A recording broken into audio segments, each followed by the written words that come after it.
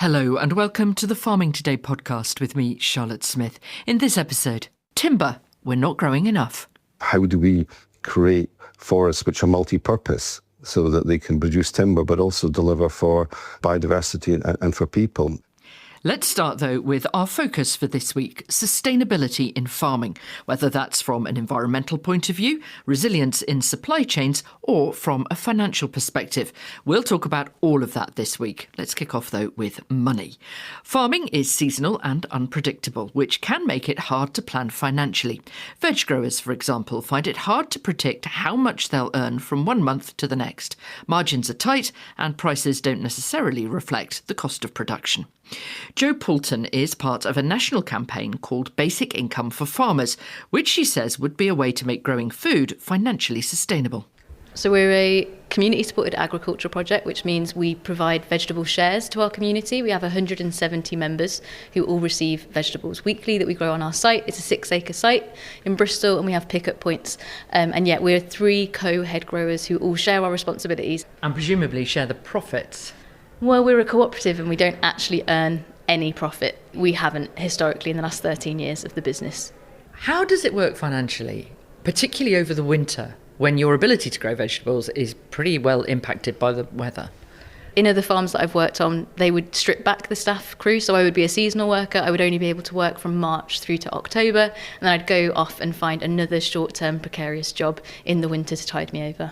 Where we are now is amazing because we have our members, our 170 supporters who get weekly vegetables from us, and then we enlist local organic farms to provide surplus, so like potatoes and carrots and turnips that we might not be able to produce. We'll buy them in. With vegetable growing, this is always the problem, isn't it? How do you be a vegetable grower and have a year-round income? Is there an answer to that question apart from being big and importing from abroad? I think it's a really tricky spot for all vegetable growers to be in. Like, the incomes are just so precarious and seasonal and fluctuating. Even like things like universal credit don't really support you because there's spikes and troughs in your income. Which is where your other hat comes in, where you're campaigning for a basic income for farmers. We believe that every single agriculture worker, whether you're a farmer, a farm worker, a food producer, you would receive a guaranteed regular income every month or every week, and that would tide you over through the year. It means like market volatility or bad weather that wipes out your whole crop, that you would be supported. It would be like an income floor. We used to have that. It was called subsidy under the Common Agricultural Policy. But the difference of a basic income compared to a subsidy is that it would be for the individual. It wouldn't be attached to land area, payment or size. It would be to the individual who's contributing to food production. So I call myself a farmer and I get paid. Yeah. But how would that really work? We're saying we've been working with farmers for the last 3 years. They want this, but it would be up to the government to help us work out what is eligibility criteria, what is the payment level, how is it paid. But we're just here to advocate and say that farmers deserve better and they deserve a basic income. Here in England, the government is pretty clear. It will pay farmers money, public money for public goods. It won't really pay them for producing food because, it argues, actually the market does that. So won't they say to you, you grow veg, people buy veg, that's your business. We're not here to support you or not support you. It's nothing to do with us. Yeah, and we would say we can't rely on the market. As the climate crisis accelerates, so will the risks that farmers take. So we need something that works outside of the market. Obviously, the ideal would be that farmers get better prices for their products. That would be the dream. But because we're not in that system, we need something to support them as a safety net, like a basic income. As a taxpayer and a consumer, though, won't people say, well, hang on a minute, I bought your vegetables, why am I paying you twice? Because when you buy the vegetables, we're often only getting 1% of the income from that. So as farmers, we're not receiving a fair share of the profits. Jo Poulton speaking to me earlier this month at the Oxford Real Farming Conference. Right, anyone fancy a feijoa? It's a really popular fruit in New Zealand, apparently, a bit of a mystery to most of us Brits. It isn't really imported, and until now, it wasn't grown here. Well, that all changed when a New Zealander in Sussex had an idea. Theo White went to meet Roger Wallace and his wife Tina. These are the first trees that I planted. And this was 6 years ago? Yeah, approximately 6. They've got a slightly tropical look. They've got quite succulent, small, kind of oval-shaped leaves. These ones are quite small. They're about half the size of a fig, aren't they? These are smaller fruits. Now, if we move across here, these are quite substantial. Do you know what it looks like? It's like Guava. They are cold guavas, because they taste a bit pineapple, consistency of pear, a little bit perfumey. Roger, why am I looking at, in the Sussex countryside, a plantation of a very tropical looking crop? What induced you to bring this over to England? Basically, it's my wife's fault, because when we were in New Zealand, she discovered them in a supermarket. And as she got to the counter, the lady said, why are you buying these? If I send you along the road to a tree, which is basically dropping them all over the footpath, you can have as many as you want. Like you'd have an apple tree overhanging and everyone just helps themselves. And I went home quite excited and opened them, and I thought, these are rather nice. So when we came back, I thought, well, I'll have a go at these. It surprised me. Roger said, I'm going to bring a few over. And I thought, a few, 20. And then it got to 100. Then it got to 500. He said, well, why are we doing that much? Bring 1,000. And so it just snowballed a bit. Yeah, it's a long way from scrumping a few on the side of the road, isn't it? It is. Importing plants into the UK is a serious business. Was it easy? No, because the trees were completely stripped off, all the roots were washed off, then they were wrapped in moss. They came in 3 cardboard boxes, massive cardboard boxes, 1,000 trees. Wow. We had to repot them and get the root ball going again before we could even think about planting them. They've been successful. I've been hit by the frost a few times, but they will go down to -11. And they'll survive? Yeah, they survive, yeah. And they're evergreen as well, is that right? They are. They're evergreen. They're pretty drought tolerant, actually. So a lot of people have them as hedges in New Zealand. What's the ambition with your plantation?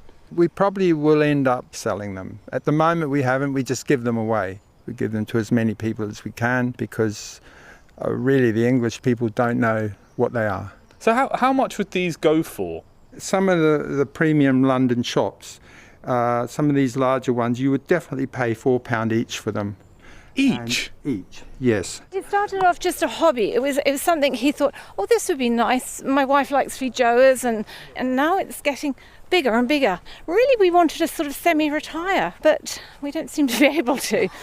So hopefully one of our children will eventually take it over. That's what I'm hoping anyway. Yeah. Let me just grab one of these for you that's fallen on the ground. Bite that in half. It's like a miniature mango, is the look of it. It's really got an amazing flavour. It's got a bit of apple, but it's the perfumey taste of the skin. It's like nothing I've ever tried. It's a love or hate thing, though, I think. You either love them or hate them. I think they're a bit of a Marmite job. I mean, when people know about them, I think they'd be successful. It's just getting the word out that there's something called a Feijoa that's absolutely delicious. If you build it, they will come. Yeah, that's very Kiwi. He's very, very Kiwi, my husband. I mean, he hasn't lost it. Tina and Roger Wallace there with Theo White. Forestry experts are warning that the UK needs to plant more trees for timber. We have long imported the vast majority of the timber we use, around 80%, but there are fears of a shortage of wood for house building, pallets or fencing if more conifer plantations aren't created. MPs on the all-party group on forestry will discuss the issue tomorrow. Stuart Goodall from the industry body Confor told me we can grow the type of wood we need. It's mainly an issue of quantity rather than quality. The timber that we have, certainly the softwood timber we have grown from conifers, can be used for pretty much any use, housing and most construction uses. There is a issue of market acceptance. House builders who just traditionally use imported timber and who may think that domestic timber isn't good enough. But we've got a campaign on at the moment to challenge that. So it's really just an issue of quantity. And not price? No, definitely not price. Part of the attractiveness of using more homegrown is that it's cheaper. We have been planting more trees, haven't we, over the past, say, decade. Is it that we're not planting the right trees for timber? We're planting trees for other reasons? Well, we're both undershooting the targets that we've set ourselves. And then the proportions between those types of tree planting, they don't help us achieve those targets in terms of wood supply. So we have a target of 30,000 hectares across the UK. We're at best getting about 50 to 60% of that happening. It's conifer trees that grow the wood that we can competitively produce and which are most of what the market is seeking. When we plant native woodlands using broadleaf trees for hardwoods, we're not able to produce quality hardwoods because of threats like squirrel and deer. So generally speaking, all the native woodland, the hardwood that we've planted, is not going to be suitable to produce timber. So that's a key issue. Just the total volume and the share of types of planting are key in terms of future timber supply. How do you persuade people then to plant more conifers?